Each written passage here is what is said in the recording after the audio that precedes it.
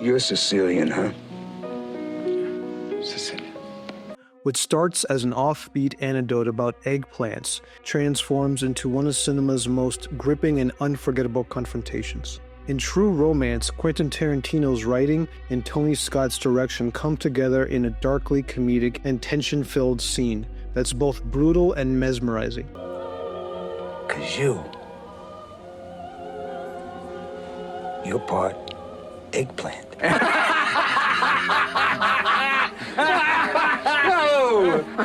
At its core is the electrifying face-off between Christopher Walken's ruthless mob enforcer, Vincenzo Caccari, and Dennis Hopper's stoic Clifford Worley. This moment, often called the Sicilian scene, is a masterstroke of filmmaking, blending sharp dialogue, nuanced performances, and deliberate visual choices to create a cinematic milestone. Let's take a look at why this scene is one of cinema's best, analyzing the performances, the cinematography, and music. Amazing to me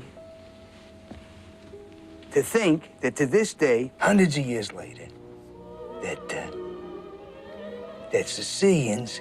For those who need a refresher, here's the setup. Clarence Worley has stolen a suitcase full of cocaine from Alabama's abusive pimp Drexel, and the couple's on the run, hoping to sell the drugs and start fresh in Los Angeles. But Drexel's mob connections catch wind of the theft. This leads Vincenzo Caccari, a cold and calculating mob enforcer, to pay a visit to Clarence's father, Clifford, in search of answers. What follows is a chilling interrogation and a deadly test of wills. The scene begins with Clifford walking into his own room, only to be greeted with a strike to the face that immediately sets the tone. It's not just a warning, it's a declaration of the stakes. Clifford is outmatched, and the room feels claustrophobic with danger. From this moment on, we're locked into his perspective, fully aware that his chances of survival are slim. You got me in a vendetta kind of mood. You tell the angels in heaven you never seen evil so singularly personified as you did in the face of the man who killed you. Christopher Walken's portrayal of Caccari is nothing short of chilling. He's not a stereotypical unhinged mobster. Instead, he radiates a calm, almost gentlemanly menace. His lies are delivered with detached precision, as if he's reading from a manual on intimidation. Even when he hits Clifford, he offers a handkerchief, a gesture that is somehow more unsettling than outright cruelty. But then out of nowhere, Clifford begins a seemingly random conversation. Could I, have one of those Chesterfields now? What follows is the infamous Sicilian story, a biting monologue that's as audacious as it is brilliant. Clifford weaves a provocative tale about Sicilian ancestry, delivering it with a sly grin and a hint of resignation.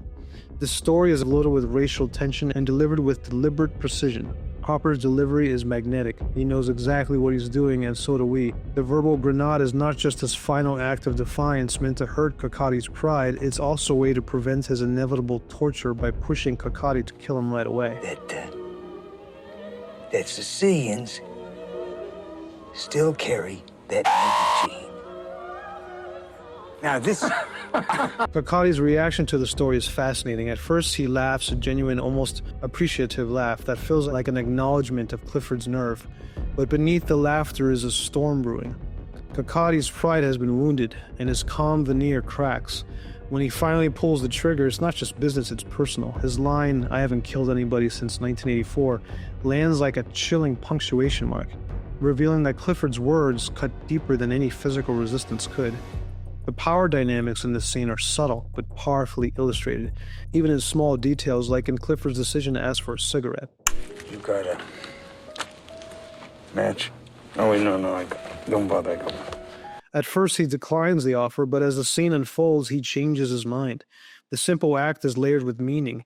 It's his acknowledgement of his fate. He knows he won't give up his son, even if it cost him his life.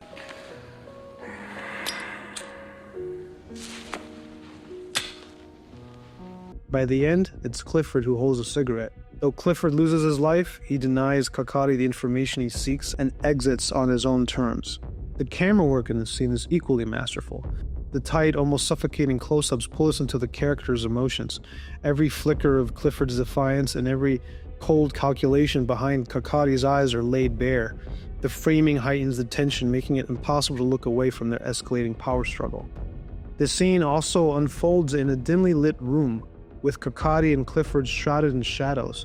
Even though Clifford sits directly under a skylight, the shadows obscure his face. symbolizing the uncertainty and danger he's engulfed in. The interplay of light and dark underscores the psychological battle at play.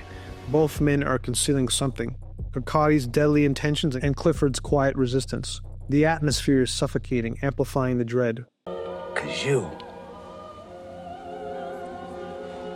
part eggplant. One of the most striking elements of this scene is the use of music. As Clifford lights his cigarette and prepares to deliver his monologue, the serene strains of the flower duet from Lamke begin to play. The music is hauntingly beautiful, a stark contrast to the brutal reality of the moment. The juxtaposition creates a dreamlike dissonance, elevating the scene into something poetic even as it hurtles towards tragedy. Maybe it was a dream. What dream? Guys, I wanted to take a few seconds to mention I have 2 movies launching very soon on streaming services. One is a new psychedelic tale called A Trip Elsewhere, and the other is a relaunch of Nerve, more of a comedy drama about anxiety. Visit the description to find out what channels they will air on. Thanks. The Sicilian scene is unforgettable because it embodies everything true romance was about: love, loyalty, and the lengths we go for those we care about. This isn't just a scene, it's a symphony of tension, defiance, and humanity. Truly powerhouse.